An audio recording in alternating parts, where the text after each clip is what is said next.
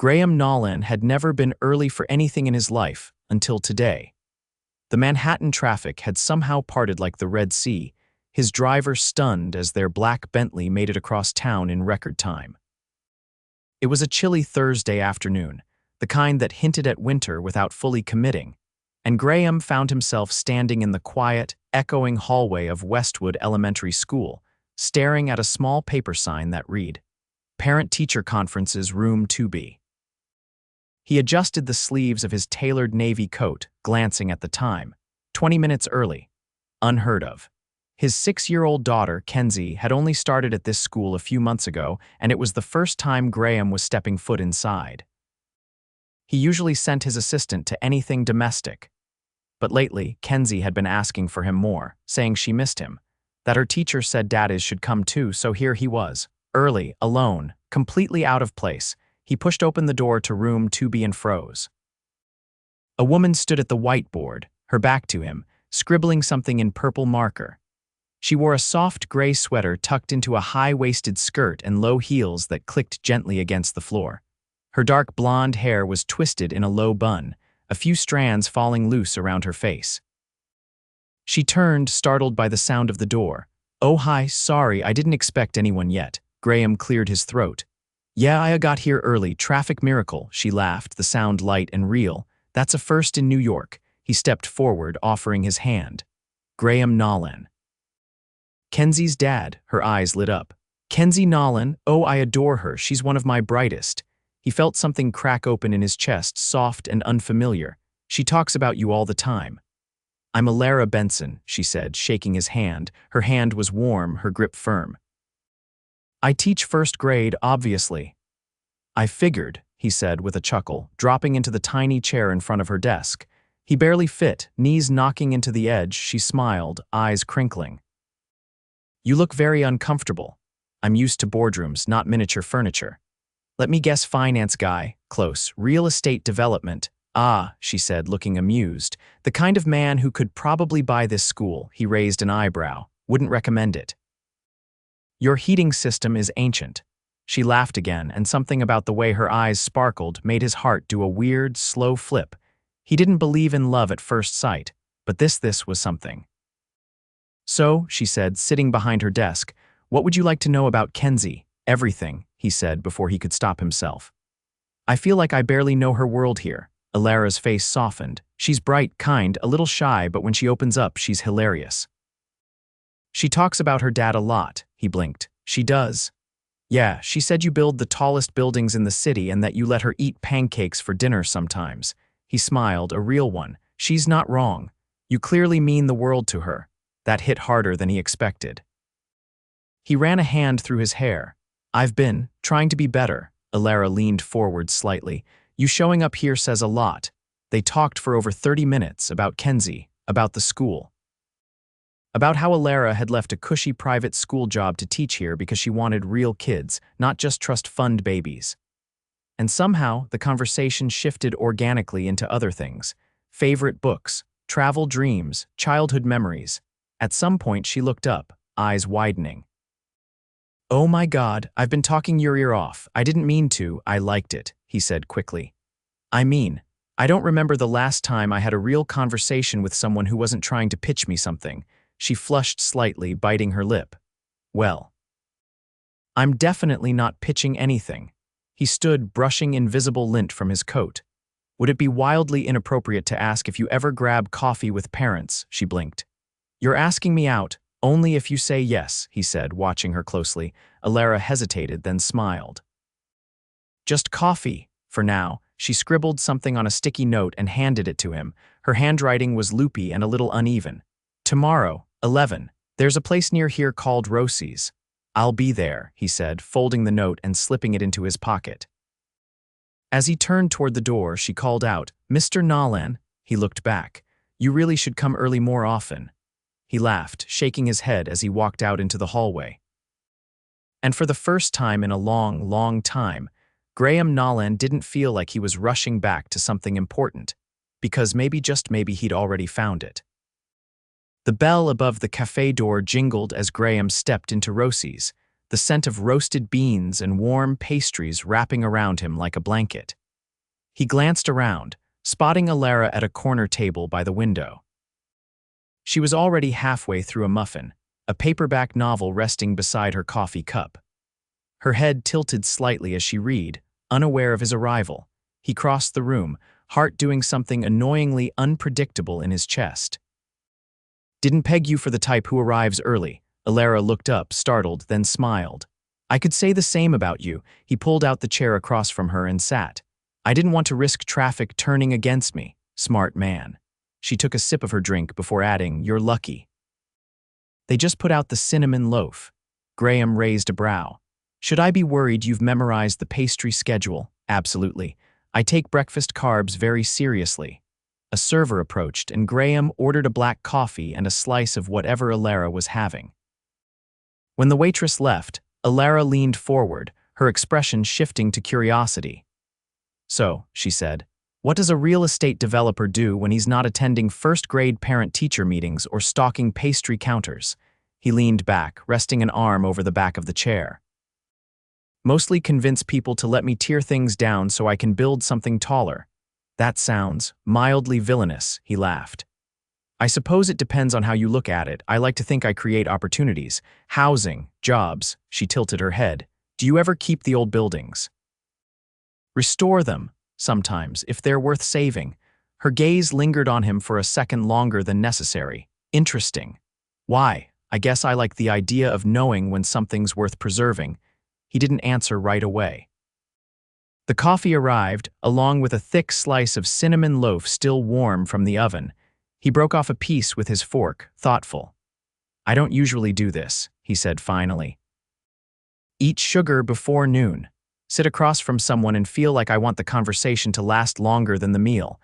Elara's expression softened, but she didn't look away. "Then maybe we should slow down," he nodded, taking a sip of coffee before speaking again. "Do you always teach first grade?" "This is my third year. I switched from fourth grade right before the pandemic." "Why the change?" She traced the edge of her cup. "Fourth graders know enough to pretend they're fine. First graders haven't learned how to hide it yet." "I like that kind of honesty." He studied her, noting how her tone shifted when she talked about her students. There was something grounded about her, something that didn't try to impress or embellish. "What about you?" she asked. "Were you always in real estate?" "No, I went to law school first.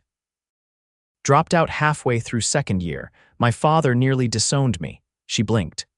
"What made you leave?" "I realized I was spending more time fantasizing about building things than arguing contracts. And I hated the idea of practicing law just because I was expected to." "You sound like someone who doesn't take orders well, only when they don't make sense." There was a pause, not uncomfortable, just full of thought. "You're not what I expected," she said. "Let me guess. You thought I'd show up in a suit, checking emails, barely listening. I mean, you did show up in a suit."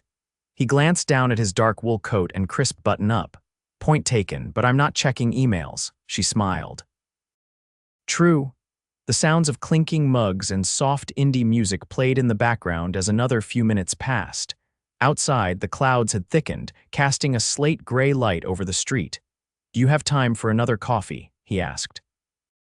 "I have a staff meeting at 1, she said, glancing at her watch. "But I've got 20 minutes. Graham stood abruptly. "Then come with me," she blinked. "Where?" "There's a place around the corner with an espresso martini that'll ruin you for all others." "You're trying to get me tipsy at noon." "I'm trying to keep talking to you for a little while longer." Elara hesitated, then pushed her chair back and stood. "You do realize I'm wearing flats, right? If this involves chasing a cab, I'm out." "No chasing required," he said, holding the door for her. "Just trust." The cafe's warmth gave way to brisk air as they stepped outside. A sleek black SUV was already idling at the curb, driver standing by. Elara's eyebrows lifted. "Did you just summon this like a Bond villain?" "It's my car," Graham said, opening the door for her. "And I promise no secret lairs, just caffeine." She slid in, glancing around the plush leather interior. "Your definition of just coffee is already unraveling." He joined her on the other side, closing the door behind him. "I told you I don't do this often." Elara looked at him, studying his face. "Then maybe we both don't know what we're doing." And maybe that's okay. As the SUV pulled away from the curb and into the quiet afternoon traffic, something unspoken settled between them. A shift, a possibility neither of them had planned for, but both were beginning to want more of. And in the silence that followed, Nolan realized he hadn't thought about his next meeting, his phone, or the skyline in over an hour. He was thinking about her. The rain came down in soft, persistent sheets as Graham's SUV rolled to a stop in front of the Westwood brownstone. Elara's coat was damp around the edges, her hair slightly tousled from the walk they'd taken after their second espresso martini. She hesitated before reaching for the door handle. "I should go in," she said, glancing up at the entryway. "I still have papers to grade." Graham didn't respond right away. He looked at her, really looked at her, the way her fingers rested lightly on the door, the way her eyes avoided his just slightly, like she wasn't sure what would happen if they didn't. "I could walk you up," he offered. She shook her head, not unkindly. "You can't charm your way past a locked faculty entrance." "I wasn't trying to charm my way anywhere," he said, his voice low. "Just didn't want to say goodnight yet." Elara turned toward him, her expression unreadable. "This isn't exactly the kind of thing they prepare you for in college, how to navigate drinks with a student's father who shows up like he stepped out of a magazine." "I'll take that as a compliment." It was an observation. He smiled faintly but didn't press. The silence lingered, not strained, but weighted with the wrongness of the timing and the rightness of everything else. "I should go," she said again, quieter this time. "Let me take you to dinner." She looked at him, brows raised. "Dinner? Yes, not coffee, not a rushed meeting in a noisy cafe. Dinner somewhere you don't have to look at the clock." Her lips parted like she might say no. Then finally, "All right, but not tonight." "When?" "Friday," he nodded. "I'll pick you up at 7. She hesitated again. "I'll meet you there, Elara." "Graham," he exhaled, then gave a slight nod. "Text me the place. I'll think about it." And then she was gone, slipping into the building, leaving the scent of rain and espresso behind her. 2 days later, Friday arrived with the kind of electric anticipation Graham hadn't felt since he launched his first development project, the one that had nearly bankrupted him, before it changed everything. He stood in the middle of a boutique in Soho, holding a box in one hand and his phone in the other. "No, the navy one," he said into the phone. "Not the black. She doesn't wear black, at least she hasn't." His assistant sighed. "Mr. Nolan, are we really tailoring a wardrobe based on a single woman's color palette now? It's not for her. It's for me." "Of course it is."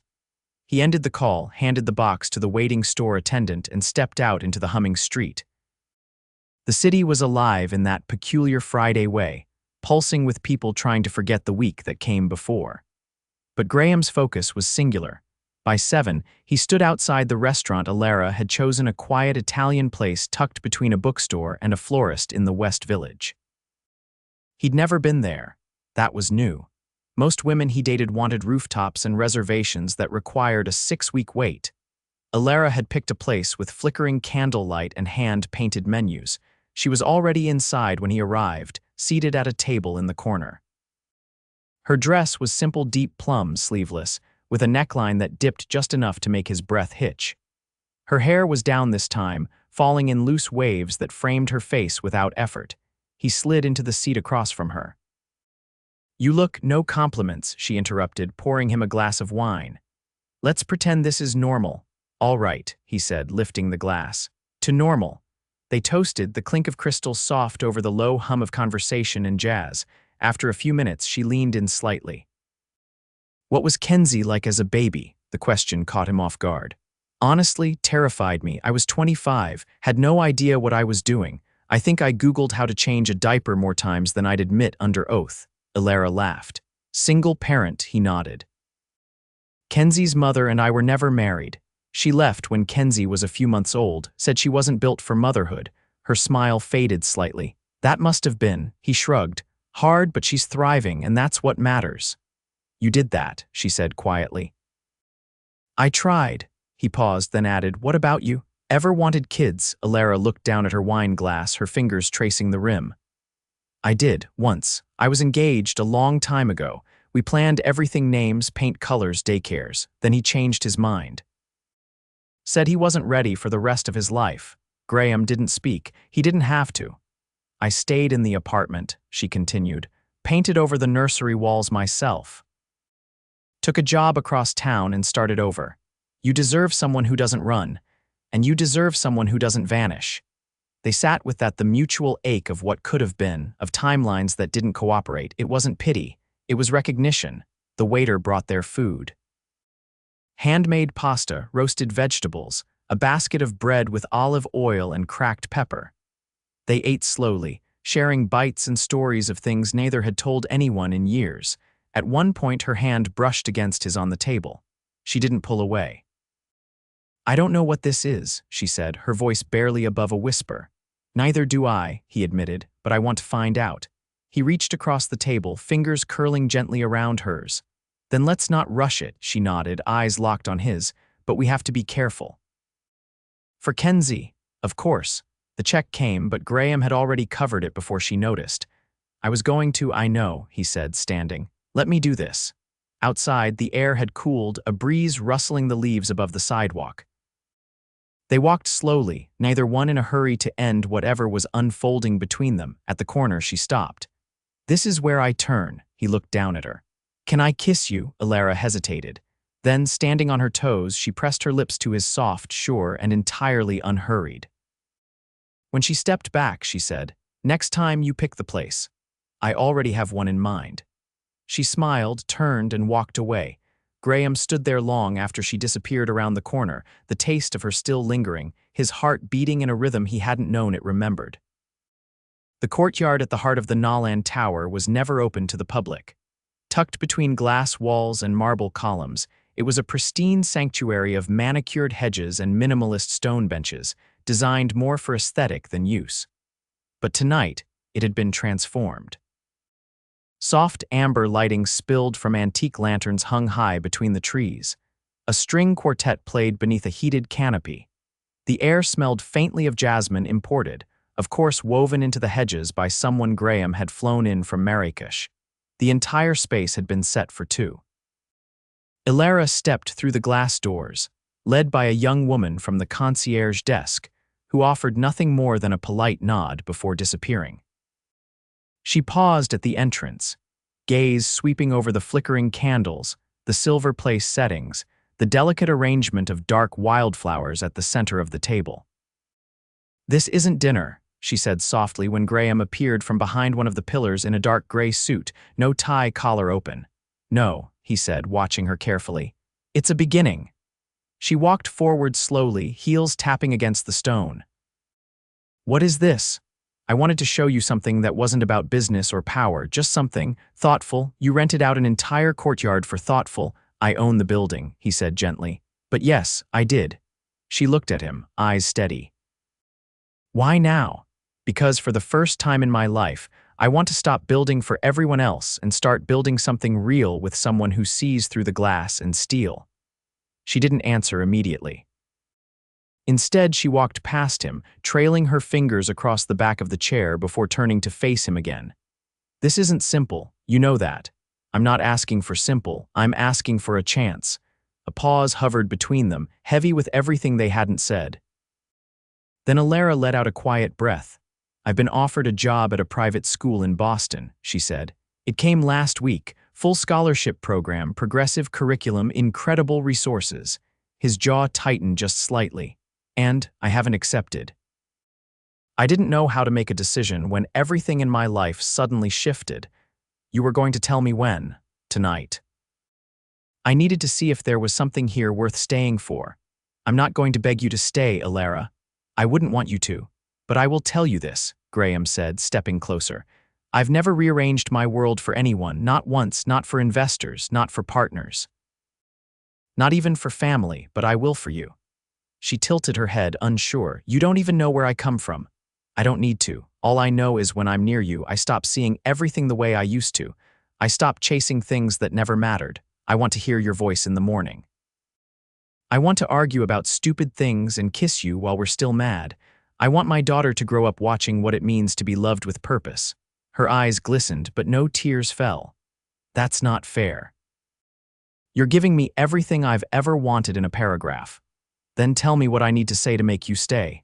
She stepped toward him, just enough that her dress brushed the edge of his coat. I don't want to be rescued, Graham, I know. And I don't want to be a chapter between your deals. You're not a chapter, you're the rewrite. The quartet shifted into something slower, more intimate. Elara slid her hand into his. I'm scared, she admitted. So am I. And then he kissed her, not like their first kiss at the street corner, not tentative or uncertain. This was full, deliberate, the kind of kiss that made the rest of the world vanish. When they parted, she whispered, "What about Kenzie? She already asked me if you'd come to her school play next week." Her expression cracked in half, laughter and disbelief mingling. She did. She said you're her favorite person besides me. Elara looked down, pressing her lips together. I don't have to decide tonight. No, he said. Just stay for dessert. Later, they sat beneath the canopy, sharing slices of crème brûlée and dark chocolate torte. Elara leaned against his shoulder, watching the sky through the open beams above. Do you ever think about what your life would have looked like if you'd taken a different turn? All the time, he said. And I would have missed this, you, her, everything that matters. She reached for his hand. Then let's build something, brick by brick. Not all at once. You're the only foundation I've ever trusted without blueprints.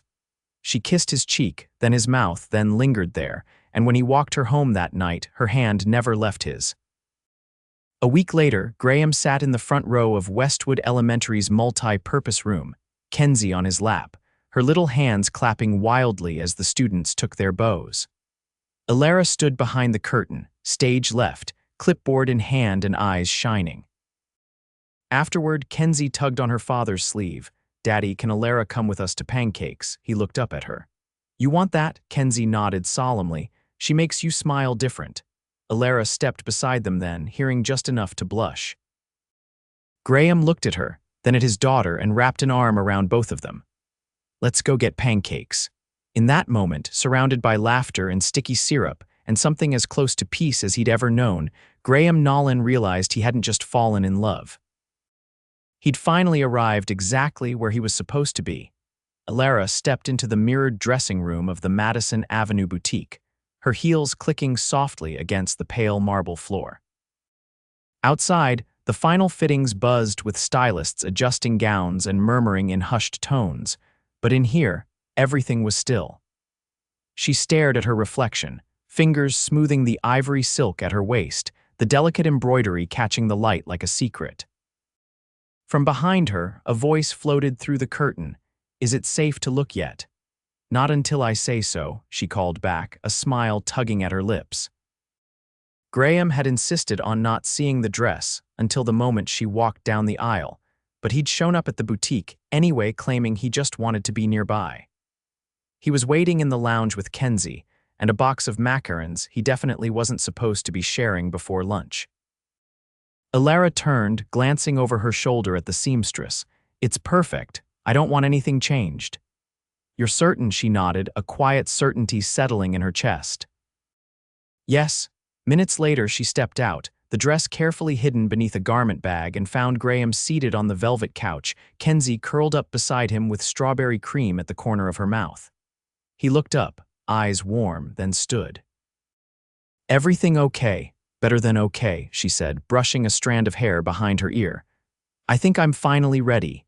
He studied her for a moment, then reached into his coat pocket and pulled out a small velvet box. She narrowed her eyes. What is that? A pre-wedding gift. You already gave me earrings last week. This is different. She opened it slowly, revealing a delicate gold pendant in the shape of an open book, the tiny pages engraved with the initials E and K. For you and Kenzie, he said. Because you rewrote everything, her fingers curled around it. You're not making it easy to stay composed. Would you prefer I be less romantic? No, she whispered. Don't ever stop. Later that evening, as the sun dipped low and cast a golden hue over the rooftop terrace of the Nolan Tower, Graham adjusted the cuffs of his shirt and waited near the altar. The skyline stretched behind him, but the only thing he could see was the path where Elara would walk. Kenzie stood proudly beside him, her flower crown slightly crooked, holding a small pillow with their rings. She tugged at his sleeve. Is she coming? "She'll be here," he said, heart beating with a quiet rhythm that felt unfamiliar and sacred. "She always shows up when it counts." The music shifted, and then she appeared. Elara stepped into view, her dress catching the last light of the day, her eyes locked on his like she'd never looked at anything else in the world. She walked slowly, each step deliberate, like she was choosing this moment with every fiber of who she was. When she reached him, she paused. "Still sure? I've never been more certain of anything." The officiant spoke, but Graham barely heard the words. His focus was on Elara's hands, the way they trembled slightly as she held his, the way her vows caught in her throat before she steadied herself. "I never imagined a life like this," she said. "I never imagined I could have a home in someone's heart. But you, Graham, you made space I didn't know I needed. And then you filled it with love I didn't know I deserved." He exhaled slowly before replying. "You walked into my world like it was yours all along. You didn't ask me to change. You showed me who I already was beneath the noise. I don't want skyscrapers or boardrooms. I want mornings with you. I want the life we build together messy, beautiful, and real." They exchanged rings. Kenzie handed them over with both hands, her eyes wide and sparkling. And when Graham kissed Elara, the city felt like it paused just long enough for the moment to stretch into something infinite. As laughter and music swirled around the terrace, Elara leaned against Graham near the edge, looking out over the lights. "You know," she said, "I used to think I had to choose between love and independence, between safety and freedom. And now, I realize the right person doesn't make you choose. They just walk beside you while you become everything you're meant to be." He kissed the top of her head. "I'll walk with you anywhere." A few months later, the three of them stood in the backyard of a craftsman-style brownstone in Brooklyn, far from the city's towering skyline. Kenzie was chasing bubbles across the lawn, her laughter echoing against the ivy-covered fence. Elara set down a tray of lemonade on the table and joined Graham on the porch swing, curling into his side. "This is ours," she said softly. He nodded. "No more corporate towers, no more 5 a.m. flights.